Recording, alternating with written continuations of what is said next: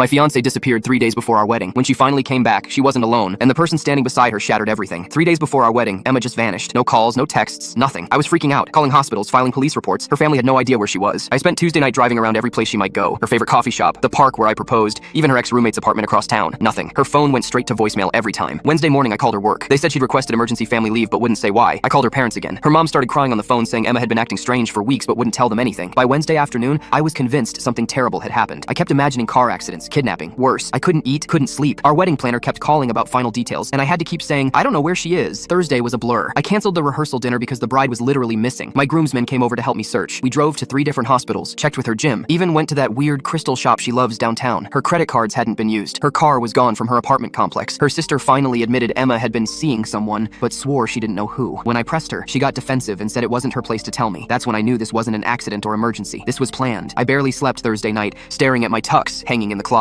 200 people were supposed to watch us get married in 36 hours, and I had no idea if the bride would even show up. Friday morning, I was sitting on my couch, in the same clothes I'd worn for 2 days. Phone dead from calling everyone we knew when I heard footsteps on my front porch. Then yesterday morning, she shows up at my door, but she's not alone. Standing right behind her is Marcus, her gay best friend from college. The guy who helped us plan our entire wedding. The one who picked out her dress, chose our flowers, even wrote part of my vows. The same Marcus who'd been at my apartment just last month, helping me write a speech about how much I loved Emma. The guy who cried when I asked him to be in the wedding party because it meant so much to him. The one who insisted on planning my bachelor party and kept asking weird questions about whether I was really sure about getting married. Marcus, who'd spent countless nights at Emma's apartment helping her with wedding stress. Who always seemed to know exactly what she was thinking before she said it. Who had keys to her place and free access to our shared wedding Pinterest boards and vendor contacts. The Marcus standing behind my missing fiancé, looking like he'd rather be anywhere else in the world. We need to talk, she says, not looking me in the eye. That's when I notice it. Marcus is holding her hand, not like a supportive friend, like a boyfriend who's been caught. The pieces start clicking together. All those girls' nights that Marcus somehow always ended up at. The way Emma's phone would buzz with texts from him at weird hours. How he always seemed to know intimate details about our relationship problems before I'd even told my best friends. How long, I ask, already knowing this is about to destroy me. 2 years, Marcus whispers. 2 years. Our entire relationship was a lie. The gay thing was just easier. Emma finally speaks up. Nobody questioned why we spent so much time together. I'm staring at this guy who sat at my bachelor party, who gave a speech about how perfect we were together, who helped me pick out her engagement ring. You helped me plan my own wedding to cover up your affair? Marcus actually has the nerve to look guilty. We didn't mean for it to happen this way. This way? What way did you mean for it to happen? Emma starts crying. We wanted to wait until after the honeymoon to tell you. Wait, the honeymoon? You were going to let me marry you, take you to Hawaii, and then what? Divorce me for him? She nods. I grab my phone and start recording. Say that again, for the camera. Both their faces go white. You were planning to fraud marry me, take a honeymoon on my dime, then divorce me for your secret boyfriend? Please don't post this, Emma begs. Too late. Already uploading to our wedding Facebook group with 200 guests. Marcus tries to grab my phone. Dude, this will ruin us both. Good. Within minutes, my phone is buzzing. Emma's maid of honor comments, what the hell? My groomsmen are calling Marcus everything but his name. Emma's mom calls her, screaming so loud I can hear it through the phone. The church donations were non-refundable, Emma says desperately. We'll lose everything. I smile. No, you already lost everything 2 years ago. You just didn't tell me.